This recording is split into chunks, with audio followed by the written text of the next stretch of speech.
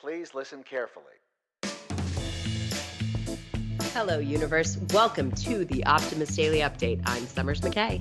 And I'm Kristy Jansen, and we are part of the team behind the Optimist Daily, making solutions the news, bringing you reader-funded solutions news every day in order to change the tenor of news media, social media, and the direction of your day to help get us all focused on what's going right in the world.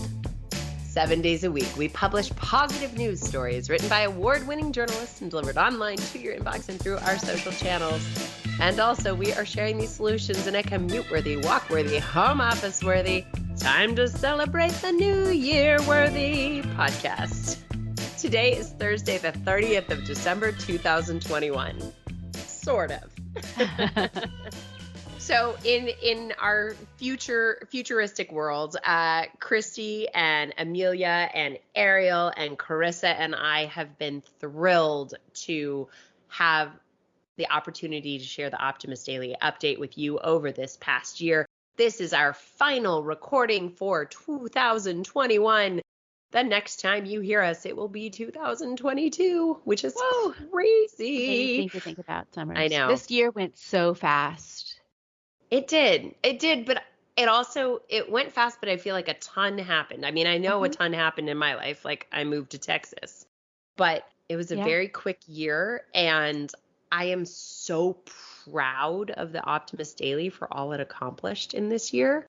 Because if you think about it, Kristy, right around this time last year, you, Brennan, and I met at the park in Summerlin and rolled around on the ground and got covered in wet, muddy grass. And you got like the cutest little mud stain, water stain heart on your bum. Oh, yeah. I still have a picture of that. And you and I kind of were looking at each other and we just like, we don't know what's next. We don't know what the year's going to entail, but we know we want it to be more expansive than the one that was before. And it certainly was. I mean, you moved to Austin. Amelia moved to Montana. And now Amelia's moving on to other things. We expanded our writing team. We expanded other members in our staff. And now we updated our whole website to the most beautiful site ever. It's amazing. We really dug in here on the Optimist Daily Update and expanded our audience significantly. And now we still don't know what 2022 is going to bring. No. We still have no more certainty than we did last December about what the future will bring. Yeah, I mean, I think we have more certainty in the sense that we know, and it's a bit like what we talked about last week with our guest, Alexa Carlin, but we know in our own ability that we can be adaptable. And one of the biggest challenges as you and I walked into this year is communicating effectively to our impact investors, our founding team, those who support the Optimist Daily, to just stay with us because we knew we could ride through the storm and turn this business into a vibrant remote workplace with extraordinary team members, with growing audiences. And we knew we had to be willing to adapt to make it all come together. And so adaptability is absolutely a skill. Enthusiasm remains a skill. Optimism is a skill. Optimism. Exactly. We're going to work that skill. So now, if you are listening to today's Thursday, the 30th of December, 2021, we are going to go through our best of headlines from the education section of the Optimist Daily. Kristy and I were going back and forth on whether the last one we were going to do was education or health, because they're both super important topics. Tomorrow, we're focusing on health on the Optimist Daily. We won't have a pod, but we'll share those headlines at the end of today's episode. But today, it is all about students' thought, brain brilliance. And I love education. I am an education groupie, and I just think that these articles are very, very exciting. And this is how we shape the future, is by learning ourselves and also teaching our children and the next generation on how to handle the world. And how to be human. How to be human. How to be human. How to human better. How to human better. That could be our book, How to Human How Better, to Human by Better. Kristy and Summers. So now, speaking of human better, we not only have education for young people, but we also have it for the grown folk. And my headline is about a tool, an innovative tool on how we can learn more and use education to get to know ourselves and those in our community or communities we're not exposed to better. My headline reads, "The Human Library lets people break down prejudice through conversation." As we all know, libraries are great resources for learning. And these days, when you visit a library, your options aren't just limited to printed text. You can borrow movies, audiobooks, and even humans. Even other people. That's right. Exactly. So that's right. The concept of browsing an actual human being to talk about a plethora of topics is on the rise, and it's aptly called the Human Library. The original concept and idea for the Human Library came out of Copenhagen in 2000 from brothers Ronnie and Danny Abergel, I don't know, and their colleagues Asma Muna and Christopher Erickson. They wanted to create a space where readers can borrow an actual person to be an open book. Now, human books are volunteers who have a story to tell. The titles people give themselves might look like single mother, refugee, or Latinx feminist. And if any particular title piques your interest, then you're welcome to sit down and have a half-hour conversation with them. This reminds me so much of the interview we did about living room conversations and just like willingness to learn other perspectives. Right. And put a human face to an alternative point of view and deal first as human beings and then deal with the ideas. Yeah. So there was an initial event that launched, kind of an 8-hour, 4-day straight event that featured over 50 titles of humans. But it has evolved that now it's just kind of becoming an ongoing available resource. The Human Library website declares, "Every human book from our bookshelf represents a group in our society that is often subjected to prejudice, stigmatization, or discrimination because of their lifestyle, diagnosis, belief, disability, social status, ethnic origin, etc." Now, a particular volunteer named Bill Carney, who titled himself Black Activist, explains that his own motivation for getting involved is to alleviate people of hate that they have against people that they perhaps have never interacted with. This past week on the Optimist Daily, we shared an article about understanding whether or not you were participating in microaggressions. And it was very interesting because we received some feedback from a reader, a longtime reader of the Optimist Daily, who was just incensed at the idea that we would even acknowledge microaggressions. And upon further research and really looking into his background, we and the team, instead of getting offended by it, said, oh gosh, this is a person who probably has not experienced microaggressions and probably in his own experience feels attacked because he's constantly being told he's doing something wrong and doesn't understand it. So what borrowing a human, what having a living room conversation with, a group of people is going to teach you, it's going to teach you to look beyond just your perspective so that we can all open up and be more generous to one another and make this world a better place. So we can all just human better. So this is my In Human Better stories today, my favorite. I love this. Yeah. And it's I'm going to go back to the other end of the age spectrum, to the very smallest among us, with a headline that reads, "Boston study strengthens the case for universal preschool and how it can benefit a person throughout their lifetime." That last part's not in the headline, but that's really what it is talking about. And this is kind of an interesting timing. The Build Back Better law that the American president was trying to get through Congress is stalled because some are considering it as too great a stretch on an economic level, and it's stuck in the messy politics in Washington. But one of the provisions that would be included if that law ever did get passed is opening up universal preschool for all American children. A lot of other countries in the modern world do have universal preschool, and there's good reasons for it. This article talks about a wonderful sort of real life study, a real life experiment that proves that out.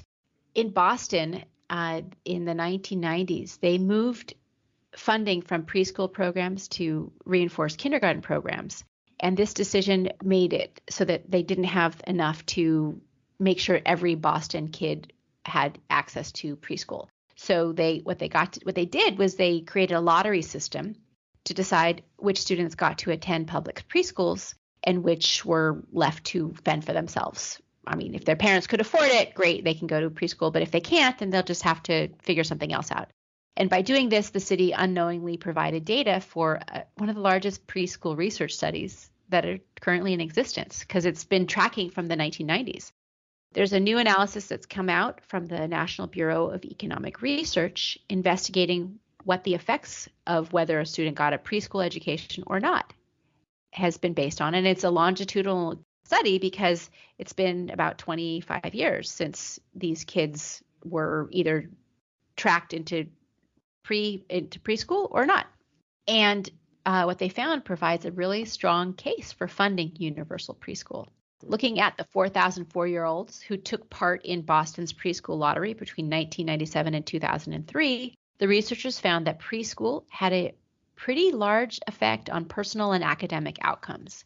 Children who won the preschool lottery had a high school graduation rate of 70% compared to just 64% of those who did not win that lottery. And those who went to preschool also had an 8% higher chance of attending college. So that means that it actually played out in their end of their public school education. It sort of echoed whether or not they attended college, a higher percentage chance significantly. And that's the result of just a 1-year program with half-day classes. So it's not even like a full preschool experience, like kind of more like what you're able to give to your daughter, Summers, where she's actually in school for significant periods of the day, every day of the week, if she's not sick. Or if there's not a COVID outbreak, or if we're not on a 2-week Christmas vacation, which is totally fine, right? The holiday vacation, these educators do such a good job. But those are also really enriched experiences, right? And what they found is actually the personal growth and emotional maturity benefits were even more pronounced than the academic differences. What they found is that the kids who went to preschool scored much higher on just emotional and social intelligence outcomes, which made them better able and more adaptable, speaking of that word, to what the world presented to them. And it allowed them to push to succeed at higher levels all throughout their childhoods and into their early adulthoods. So this has been a really interesting experience that really highlights the need or the usefulness, the utility of including children at younger ages in a professional, high quality preschool experience. Yeah.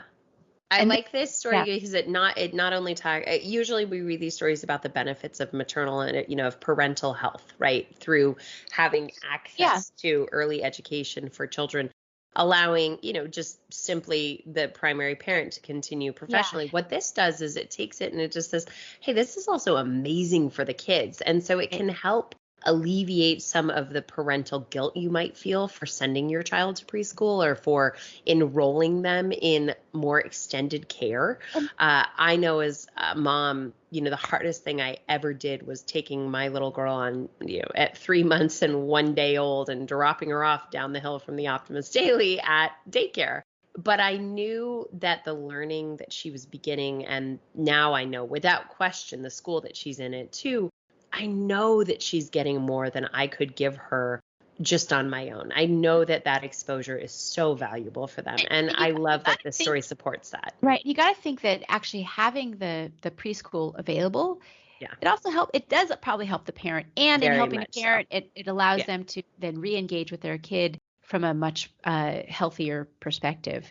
Whether that means being able to work more and earn more income so that they are less stressed about finances, or if it means that they are just able to take care of themselves in a better way, even just have some time to read a book or go to an exercise class. Oh, see, now that's just silly because anybody who's got their kid, I mean, yes, no, not that until children are much older. I truly believe the notion of, we've joked about this before, but I don't know when showering became considered self-care, but that's literally what you should take care of yourself. Make sure you bathe. Take a good shower. Wash your hair. Yeah, go wash your hair more than twice a week. Honey, go wash your hair. Yeah.